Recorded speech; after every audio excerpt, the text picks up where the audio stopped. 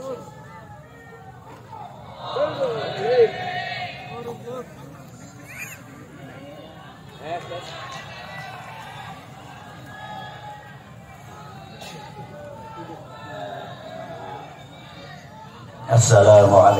warahmatullahi wabarakatuh. Waalaikumsalam warahmatullahi wabarakatuh.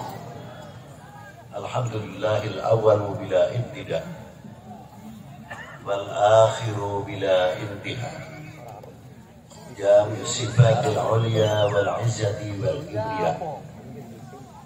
Wassalatu wassalamu ala imami ahli sofa wal wafa, qutbil anbiya wal awliya, Sayyidina wa maulana Muhammadin Sallallahu alaihi wasallam. khairid dawa likulli saqamin wada rahmatan wa shifa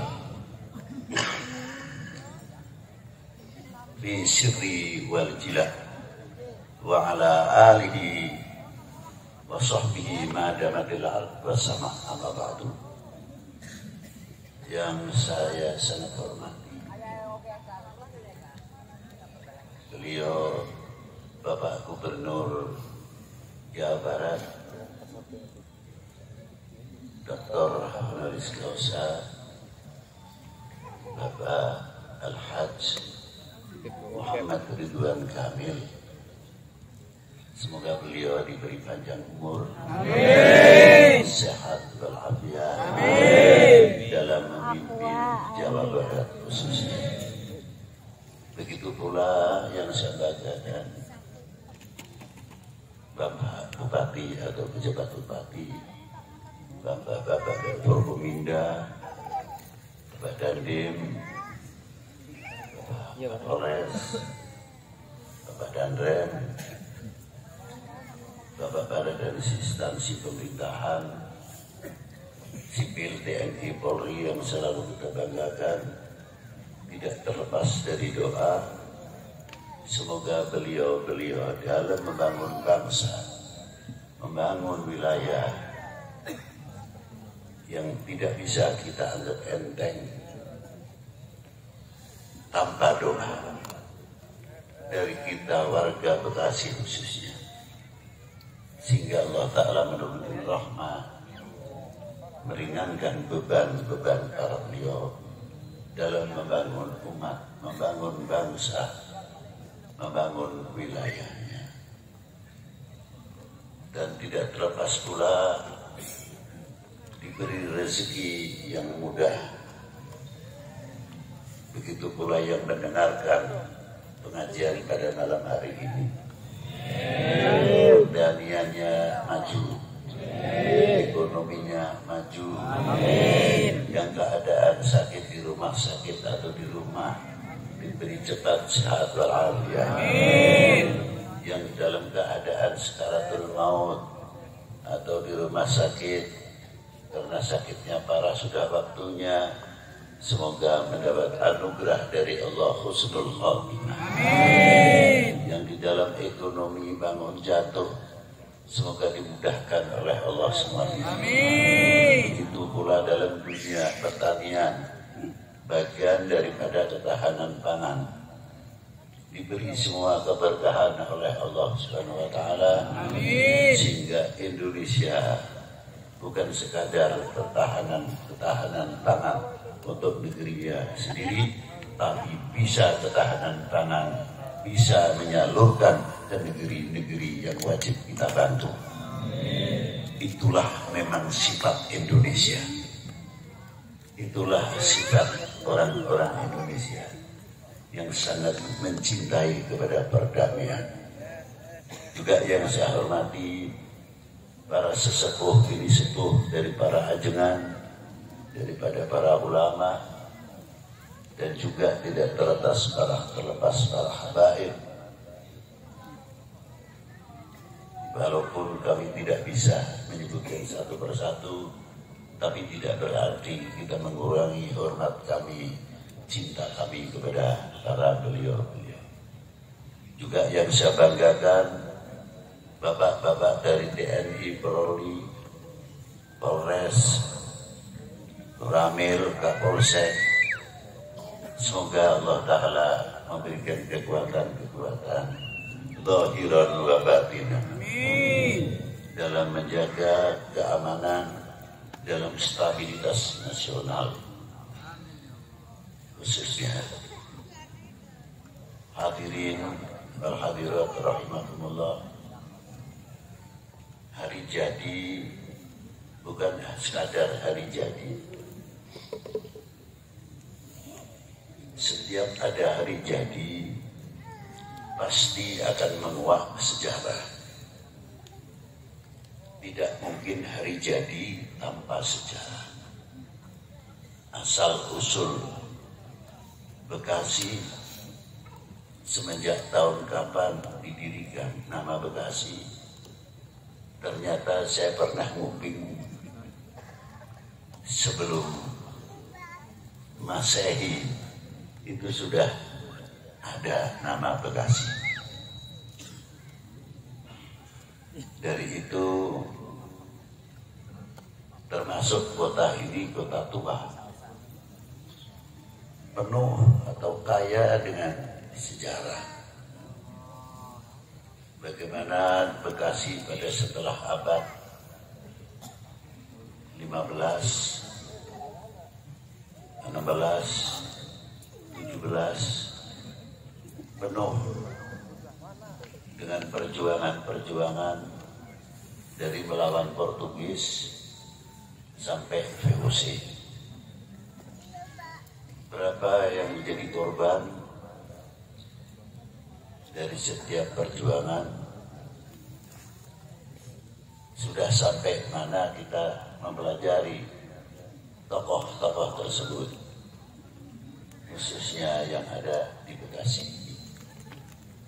Pastinya di zaman Maulana Syarif Hidayatullah, termasuk perjalanan ketika melawan Portugis di Sunda Kelapa. Di zaman Kanjeng Sultan Agung tidak terlepas dari perjalanan dalam melawan VOC di Batavia atau Betawi sekarang. Menguak sejarah tidak semudah itu. Pasti mempunyai referensi dan lain sebagainya. Maka tergali sejarah-sejarah yang diteruskan oleh para kesepuan yang sangat luar biasa, yang tidak bisa kita ragukan cinta bangsa dan tanah airnya. Nasionalis tanpa cinta kepada bangsa dan tanah airnya atau mengenal sejarah tidak mungkin. Sumbernya nasionalisme adalah mengerti para pejuang-pejuang atau sejarah bangsanya dan lain sebagainya. Baru kekuatan-kekuatan nasionalisme, cinta bangsa dan cinta tanah airnya tidak bisa diganggu-gugat karena mengerti sejarah. Khususnya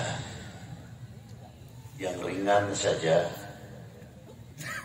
karena sebagian sekarang itu telah melentur kecintaannya kepada bangsa dan tanah airnya, sehingga karena melenturnya cinta kita kepada bangsa dan tanah airnya mudah kena penyakit hoax.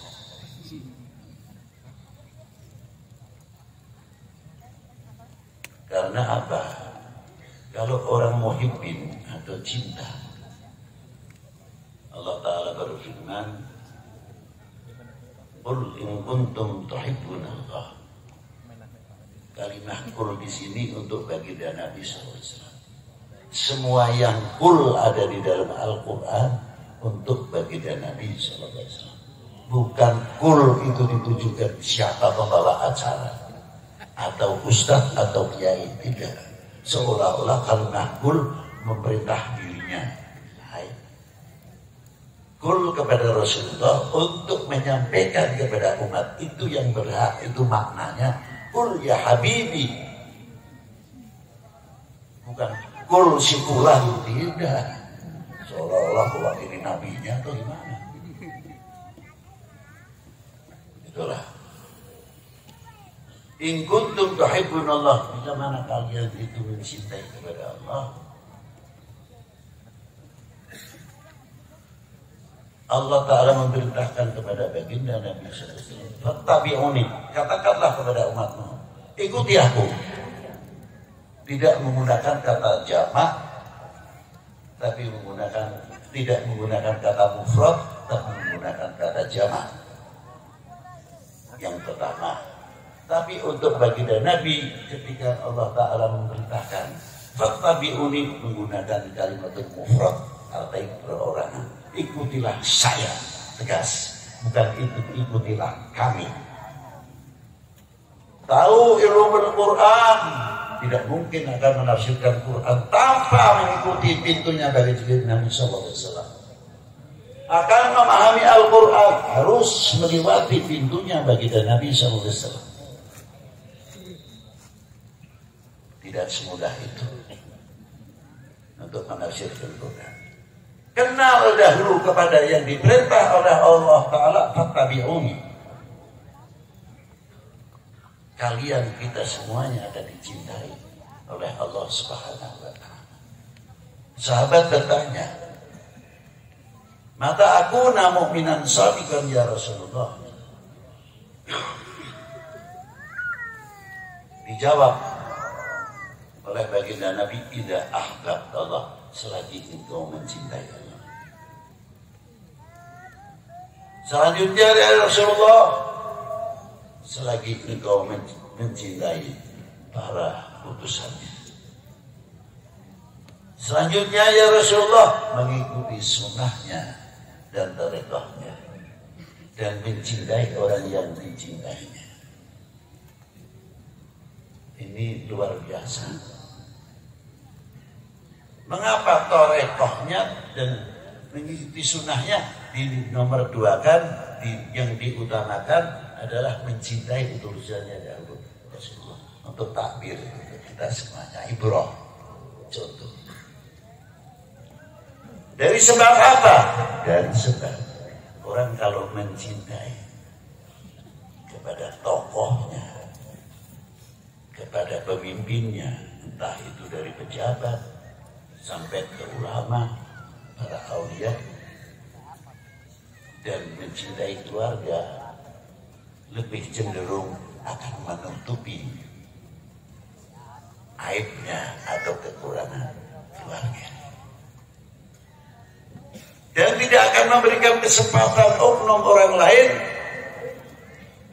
Kita selalu akan membuka aibnya bangsa sendiri.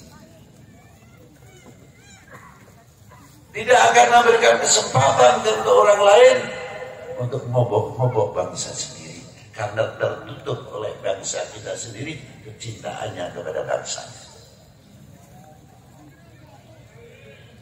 Tapi kalau ini sudah terbuka, sudah kurang hanya simbolis saja kecintaannya, cenderungnya apa? Ya paling asik buka aibnya saudara sendiri. Saya beri contoh cerita wayang. Kita mengambil baiknya, tidak mengambil dari bentuk. Sebelum Krishna atau Krishna menjadi sang noto, sang nata, beliau telah belajar dulu menjadi penata,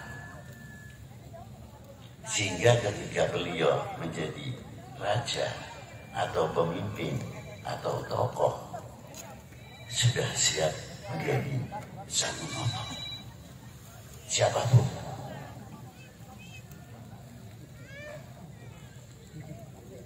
Itu diantaranya. Tapi harus menguasai 5 hal. Apa di antaranya pendidikan itu? Mandito. Mandito itu boleh diartikan ulama, bisa diartikan pandito, sesuai pemegang bagaimana agamanya.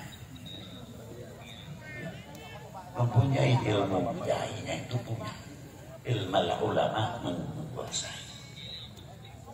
Ini satu. Yang kedua, mempunyai kaca benggala. Kalau ditafsirkan bahasa Jawa atau Sunda, roh sajroning winarang. Tapi bukan untuk tukang bedak, tukang tebak, bukan. Ini maknanya sebetulnya lain. Mendidik kepada rakyat, mendidik kepada kita semuanya, intelijensi kita sejauh mana. Menjadi bangsa tidak mudah percaya.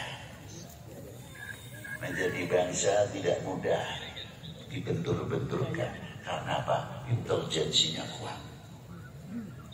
Jadi kalau ada satu pohon kok bergerak sendiri, lalu terkadang kita mengambil sikap, wah nggak apa-apa, itu angin. Kalau intelijensinya tinggi, tidak mau lihat dulu angin benar atau tidak. Apa ada ulatnya? Apa ada hayawan yang lain? Itu orang yang intelijensinya yang tinggi, tidak mudah percaya. Sudah diperhitungkan akibat dan akibatnya. Atau kalau zaman sekarang jual hoax, bikin kalau tidak melihat ada perpecahan kurang senang. Obok-obok di sana, bikin betulan di sana sini. Sudah berhasil, tinggallah.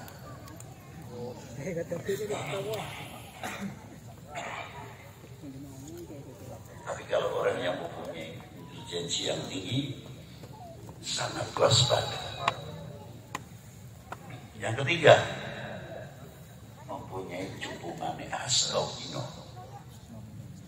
Ini kalau dalam dunia pewayangan bisa untuk menyimpan sebesar apapun, gunung pun, ini cerita pewayangan bisa disimpan. Sebetulnya maksudnya bukan ini. Bisa tidak kita sebagai anak bangsa menyimpan rahasia? Jangan kita menjual keburukan kejelekan bangsa sendiri sehingga menjadikan kesempatan oleh oknum-oknum yang akan memecah belah Indonesia. Wahai bangsaku yang kubanggakan, relakah tidak kalau Indonesia dipecah belah? Jawab yang keras. Terima kasih. Ini yang penting. Kalau kenal namanya cukup mani. Yang keempat, punya kembang wijoyo.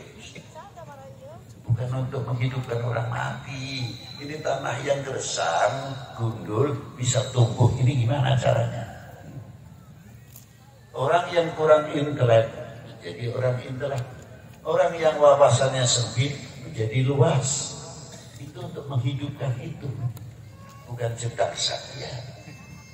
Intisarinya di sini. Yang kelima, mempunyai senjata pamungkas. Kearifan, kebijaksanaan. Itu senjata pamungkas. Tulang punggung Amarto.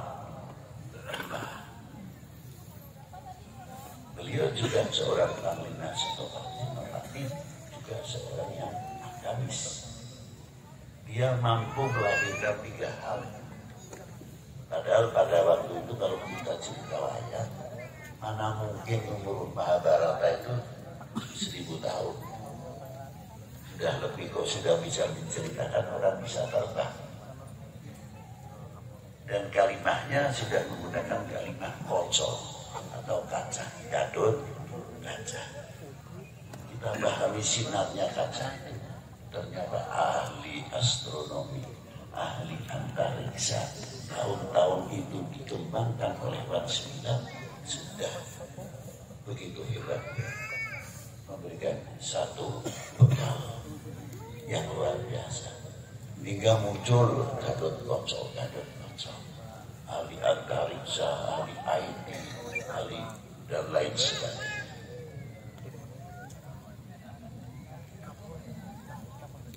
Yang kedua, Ontorjo bisa hilang ke bumi, ahli pertambangan. Untuk kekayaan kita sejauh mana kita menguat, ahli pertambangan, ahli geologi, vulkanologi, ahli pertanian dan lain sebagainya. Kemana beliau-beliau itu sekarang? Yang ketiga, ahli kelautan, Ontosino. Sudah komplit dibekali oleh Wali Sembilan. Yang dibikin kitabnya namanya Karangan. Carangan sampai Karangan. Sebagian menjadi pakem pedalangan, mengijauan tanah. Yang ketiga, mempunyai semangat yang bisa menjembatani ulama, menjembatani dari para tokoh ke umarok ke rakyat, menjadi penengah betul-betul kondusif, wawasan dan sebagainya. Tapi kita tidak semudah itu. Kalau dalam dunia pewayangan pasti ada Sengkuni, ada Durno, ada tokoh mulutnya besar. Inilah yang tukang ngompori ke publik umum tersebut. Itulah bagaimana membangkitkan tidak cinta kepada TNI, tidak cinta kepada Polri. Masalah yang kecil saja diangkat supaya apa? Menurun kewibawaan TNI Polri.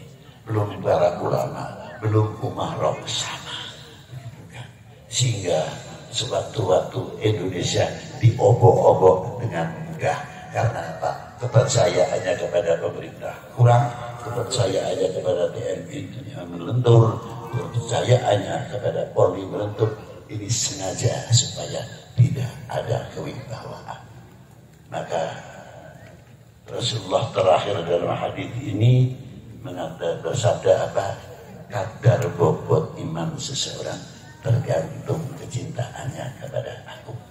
Kalau cintanya kepada Rasulullah luar biasa, cintanya kepada para aulia, para ulama luar biasa, imannya akan semakin kuat, semakin kokoh. Ini. Kalau cintanya kepada bangsa, cintanya kepada negara, cintanya kepada tanah airnya akan luar biasa. Kalau cintanya kepada tanah airnya luar biasa, pasti cinta bangsanya, cinta negara akan luar biasa. Tapi manusia oknum ini nanti bagaimana memikirkan, bagaimana cara memecah umat beragama, bagaimana caranya jauhkan umatnya kepada para tokohnya, khususnya dunia Islam, supaya anggap baginda Nabi manusia biasa, tidak usah berlebihan, umpama ini.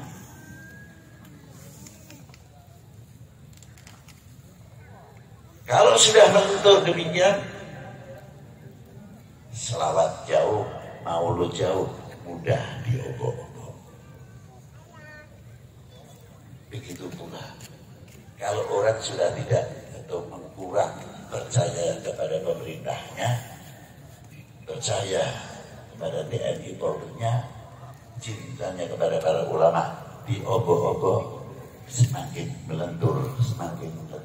Disitulah letak umat atau bangsa ini mudah dipecah belah. Alhamdulillah, Berkasi memberikan satu percontohan sebagai kekuatan. Apa diantaranya?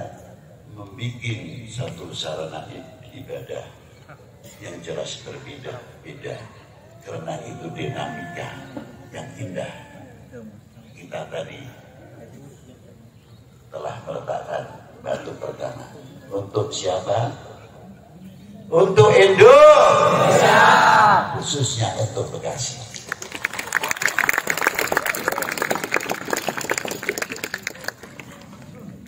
Tanpa kita melihat mereka siapa, tapi kita melihat mereka, dia saudaraku Indonesia. Aman kalau melihatnya ke sana, nggak mau ribut ya opo-opo. Nah, maka dari itu kita sambung. Baru tadi kita bersama-sama melakukan lagu bangsa tidak? Indonesia tanah airku, tanah tumpah. Benar. Benar. Tanah airku benar. Sejauh mana? Sejauh mana? Sejauh nyawa masih dikandung. Ada. Ini mempunyai kandungan apa? Kok penting banget sih lagu Indonesia Raya? Ya penting. Gampang ngomong begitu. Lagu Indonesia jadikan lagu kebanggaan. Karena ada apa di lagu kebangsaan? Ada ikrar, bukan salah. Ketika kita mengalunkan Indonesia tanah airku, itu dalam lagu apa dalam pernyataan? Jadikanlah lagu Indonesia Raya di samping lagu kebangsaan menjadi ikrar bangsa Indonesia. Tunjukkan kalau kita mengakui benar Indonesia tanah airku, tanah tumpah darahku. Silahkan mau sekolah pesantren di luar negeri, pulang dari Eropa tidak akan melenturkan dirinya sekalipun makan pakai sendok garpu.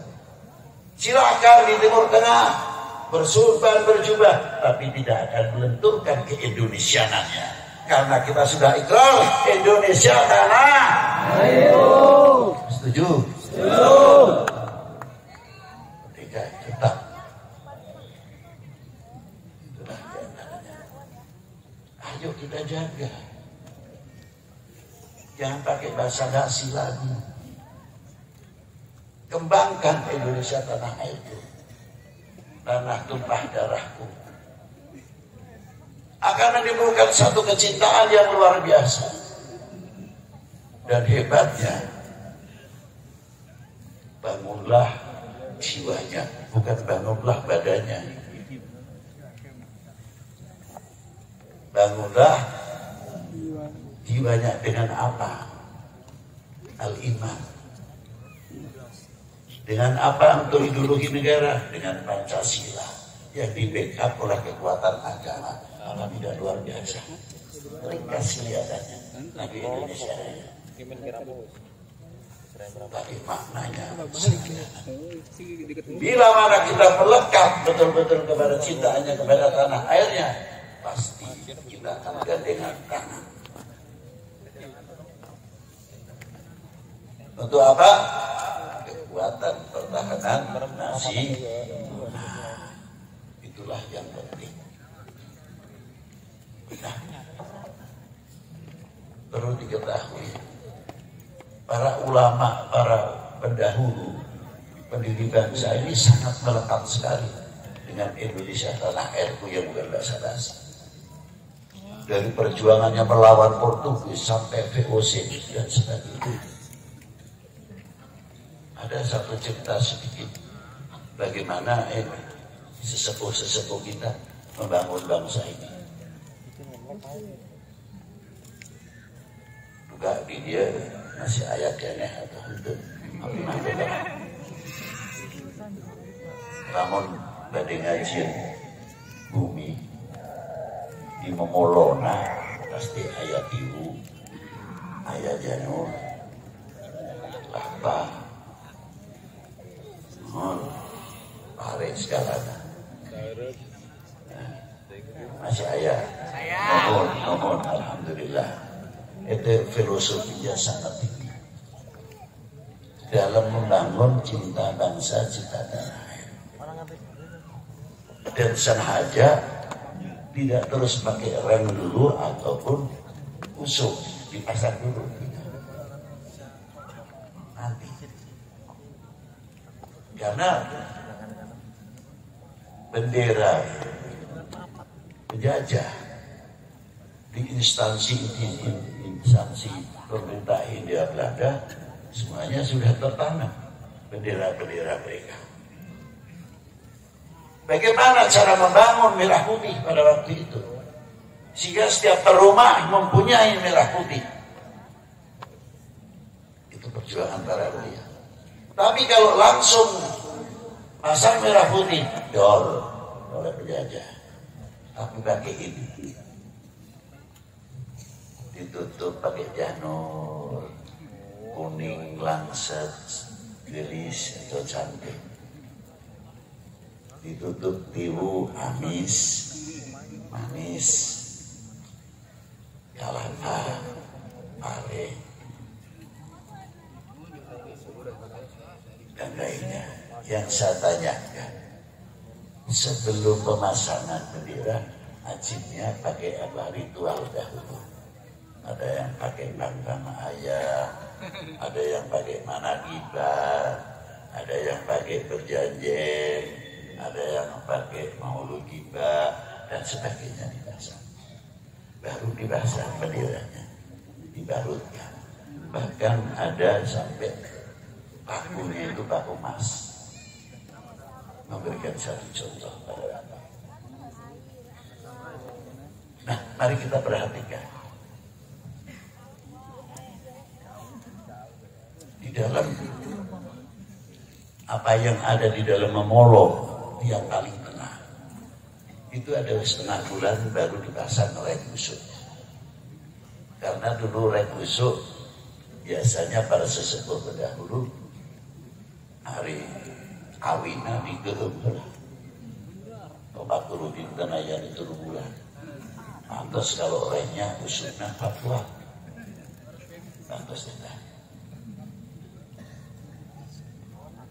Kira-kiranya setengah bulan kalau musim halodo kemarau itu janurnya layu tidak berubah warna layu. Tiwuna atau tebu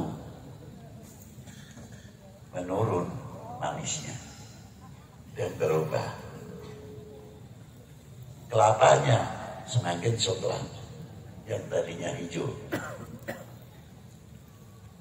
sampai pisangnya masak, padinya tidak usah dipoek lagi, langsung matang langsung. Yang saya tanyakan, kira-kira merah putihnya ikut begitu tidak?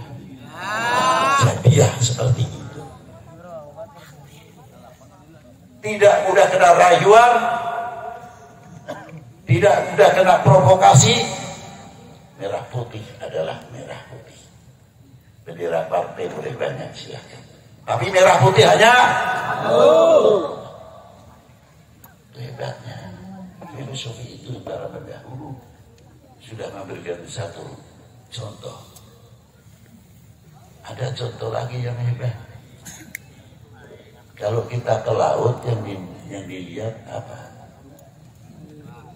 Ombak atau ikan, nelayan pulang di pelabuhan. Aduh, laut ada agung-agung cerita dan pengalaman. Tapi ada keistimewaan yang luar biasa. Kita banyak menggunakan cinta tanah air, laut terutama kita lihat. Kalau musim kemarau, yang musim kemarau itu kira-kiranya berapa juta kubik per detik yang masuk ke laut. Dan kalau musim hujan, berapa miliar kubik per detik masuk ke laut. Itu istimewanya. Dan banjir yang mau masuk ke laut terbatas kemampuannya. Tidak musim halodo, tidak musim kemarau. Setiap yang masuk ke lautan ops, yang akan berusaha laut ops, digiring oleh gelombangnya, minggir. Dihalau terus. Makanya pesisir jarang yang bersih. Bangkai juga minggir, limbah lainnya juga minggir. Laut bisa membenahi ops semuanya. Dan yang lebih hebat lagi, berapa miliar kubik per detik masuk ke laut. Belum pernah saya mendengar bahwa asinnya air laut menurun. Semakin asin tambah asin. Lamun musim hujan, itu hebatnya. Berarti laut mempunyai jati diri. Laut mempunyai harga diri. Laut mempunyai kehormatan sama apa yang ada kandungan dalam merah putih. Perjuangan kita untuk menegakkan merah putih berdarah. Kemerdekaan Indonesia bukan hadiah. Mestinya kita malu kepada pendiri-pendiri bangsa. Mempunyai kontribusi apa kita kepada merah putih? Karena di dalam merah putih ada 3 kandungan, 3 hal yang harus kita memahami. Yang pertama, kehormatan bangsa. Tulis. Supaya generasi kita tahu itu. Dalam merah putih mempunyai kehormatan bangsa. Yang kedua, harga diri. Yang ketiga, jati diri. Terringkas di dalam merah putih walaupun tidak berhuruf. Itulah apa yang ada di dalam laut itu sendiri. Tapi hebatnya laut tidak pernah intervensi.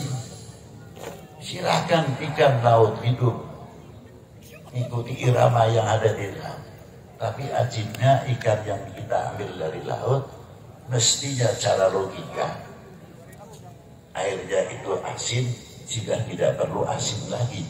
Buktinya pada waktu kita bikin gesek atau ikan asin,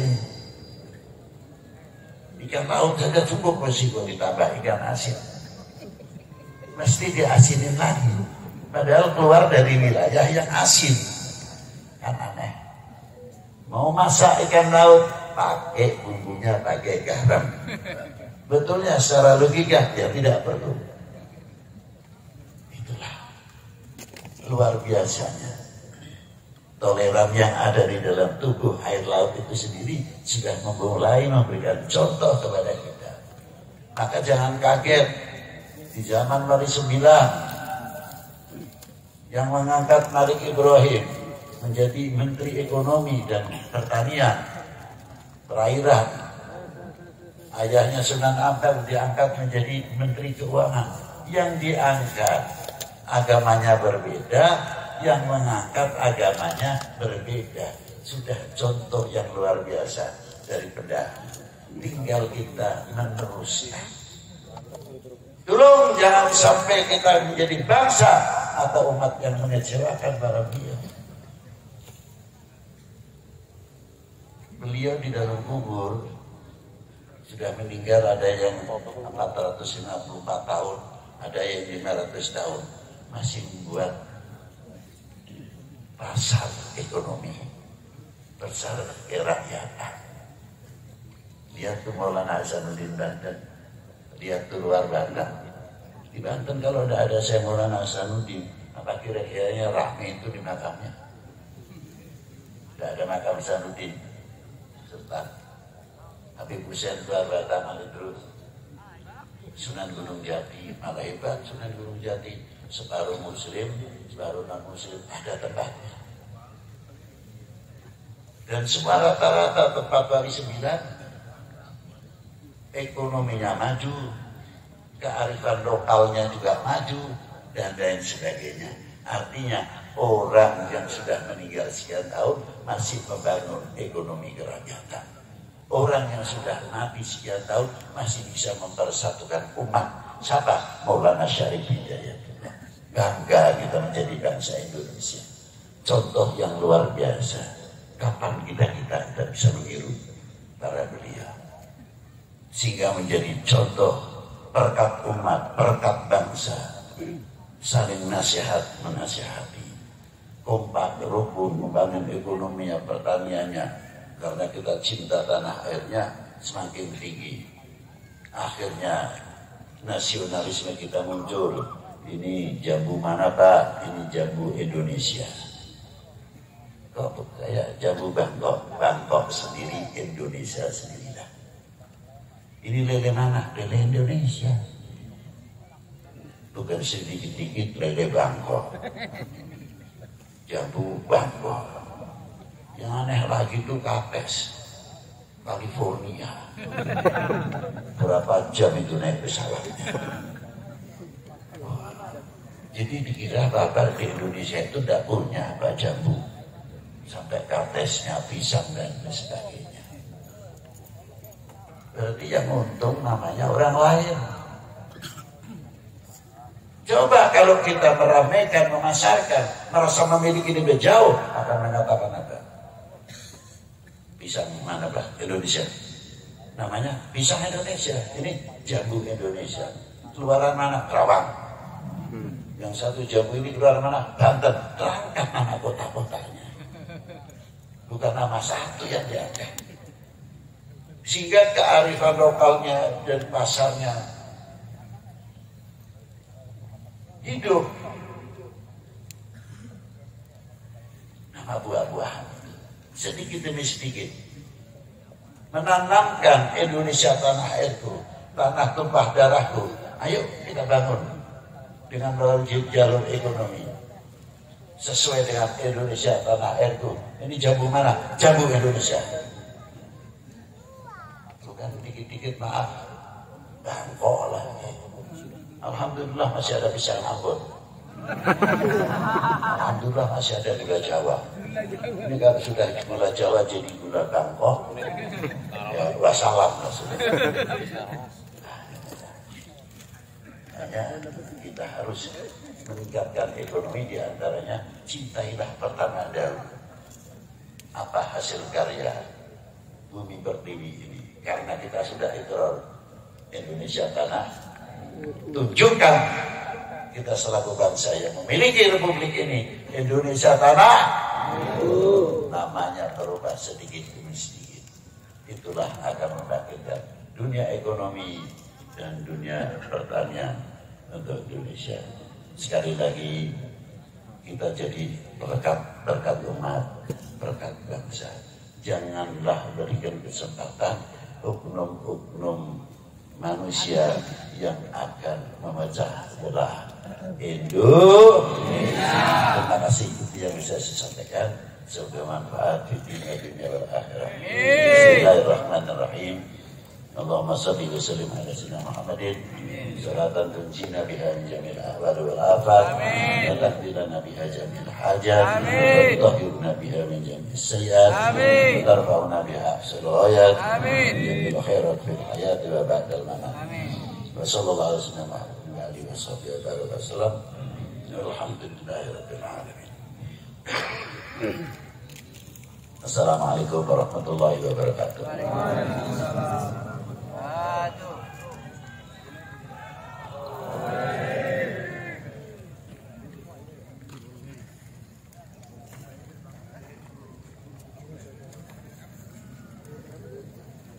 Hadirin rahimakumullah.